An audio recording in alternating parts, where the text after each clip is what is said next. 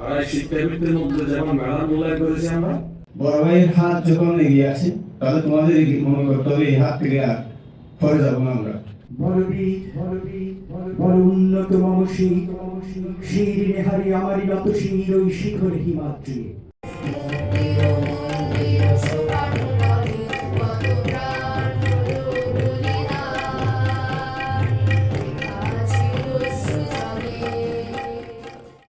সরকারি উচ্চ বিদ্যালয়, এটা বিদ্যালয় নয়, এটা একটা ইতিহাস, এটা এই এলাকার একটা গৌরবের স্থান।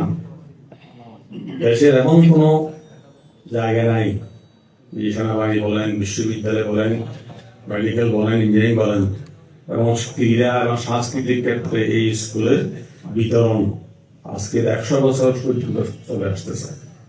আর দেশের স্বাধীনতা আন্দোলন, ভাষা আন্দোলন, আন্দোলন, 26-এর আন্দোলন, প্রত্যেকের মধ্যে স্কুলের গৌরবজনক ভূমিকা আছে। এমন একটা বিদ্যালয়ের ছাত্র হয়ে আমরা আজকে তারা এখানে এসেছি, আমরা সবাই গৌরবান্বিত হতে পারি, আমরা গৌরববোধ করতে পারি। আমাদের কথা হচ্ছে যে আমরা কক্সবাজারের সন্তান, এই বিদ্যালয়ের শিক্ষার্থী। আমি কক্সবাজারের বহু বড় বড় প্রতিষ্ঠানের সঙ্গে জড়িত হয়েছে এখনো পর্যন্ত, এবং আমি সবচেয়ে গৌরব অনুভব করি আমি সরকারি উচ্চ বিদ্যালয়ের প্রাক্তন ছাত্র।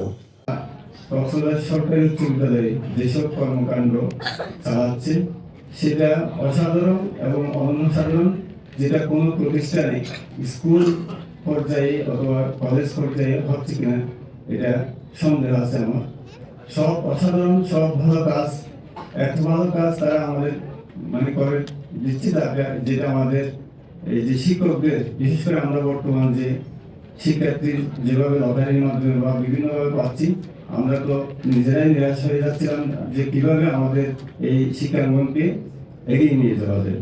শুধু তাদের কাছে আমরা জ্বলন্ত কিছু প্রাক্তন ছাত্রদের উদাহরণ তুলে ধরি, বিভিন্ন শ্রেণী কার্যক্রমে, বিভিন্ন কর্মকাণ্ডে আমরা তুলে ধরি, এবং বিশেষ করে যারা পূর্বসূরি তাদের পদাঙ্ক অনুসরণ করে, তাদের কর্মকাণ্ড অনুসরণ করে আমাদের ছাত্ররা এগিয়ে যাচ্ছে।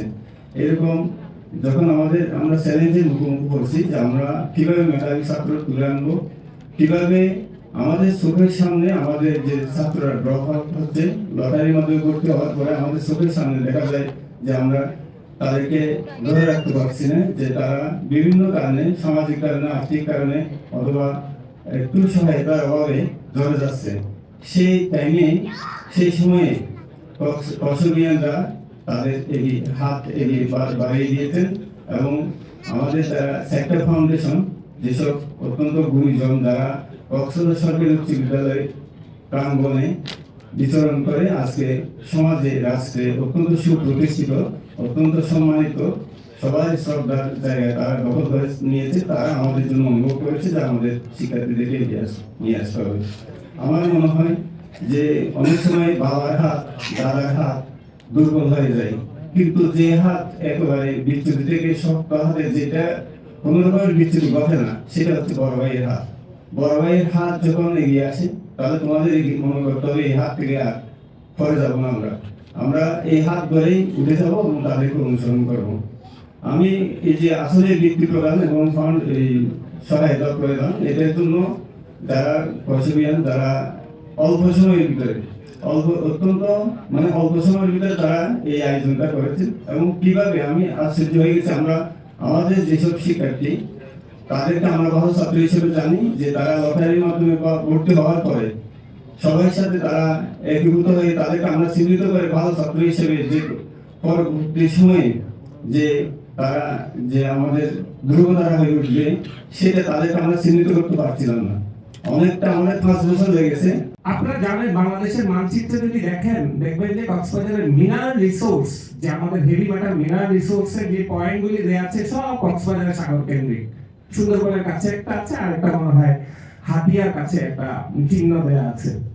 তো এই রিসোর্স গুলি আমাদের আছে, তোমরা ফাইট দিবা এগুলি নিয়ে, তোমরা স্টাডি করবা এটা নিয়ে, তোমরা ভয় পাওয়ার কিছু নাই। সাইক্লোন কখন আসবে, কি আসবে, এক ট্যুরিজম আমরা শুধু সাগর কেন্দ্রিক কেন থাকবো, এটা অনেক দীর্ঘায়িত করবা। হ্যাঁ, তো আমাদের মতো তোমরা ভয় পেয়ে ওটা নিয়ে থেকো না, আর আমাদের মতো তোমরা ভেবো না যে একটা ডিগ্রি নিয়ে আসলাম আমার সুনাম হইল, তা না। পুরা বাংলাদেশের রিসার্চ হওয়া সম্ভব কক্সবাজারে, বাংলাদেশের ইকোনমি থেকে কক্সবাজার নিয়ে বিশাল ভূমিকা রাখা সম্ভব। So hats off to you all. আমরা আপনাদের খুব কাছের মানুষ হিসাবে ভুল ত্রুটি ক্ষমা করে দিবেন, আর যেটুকু সুন্দর সেটুকু আপনাদের কারণে আজকে হয়েছে, এটাই বলবো আমি। আজ কক্সবাজার সরকারি উচ্চ বিদ্যালয়ের আজকে যে শিক্ষাবৃত্তি কার্যক্রম শুরু হলো, কর্ষজ্ঞান শিক্ষাবৃত্তি 2025, আসিফ ভাই এবং অন্যান্যরা যারা বলেছেন, আমরা চাইবো যে এই শিক্ষাবৃত্তি আমাদের অনেক দিনের চাওয়া ছিল, এবং এই শিক্ষাবৃত্তি যাতে সত্যিকারের মেধার বিকাশে আমাদের এই অঞ্চলের ছাত্রদেরকে ইন্সপায়ার করে, এবং তারা যাতে এই কথাটা বলতে গর্ববোধ করে যে আমরা কর্ষজ্ঞান স্কলার। আজ যে উদ্যোগের সূচনা হলো কর্ষজ্ঞান শিক্ষাবৃত্তি 2025, এটি আমাদের দীর্ঘমেয়াদী যাত্রার একটি সূচনা মাত্র। এই শিক্ষাবৃত্তি বাস্তবায়নে যারা ব্যক্তিগত, পারিবারিক ও প্রাতিষ্ঠানিকভাবে সহায়তা করেছেন তাদের সকলের প্রতি আমরা আন্তরিক কৃতজ্ঞতা প্রকাশ করছি। আপনাদের সহযোগিতায় আমাদের অনুপ্রেরণা। এই আয়োজনের পরিকল্পনা ও বাস্তবায়নে যাদের অক্লান্ত পরিশ্রমে আমরা আজ একটি মহৎ কাজ শুরু করতে পেরেছি, তাদের সবাইকে ধন্যবাদ।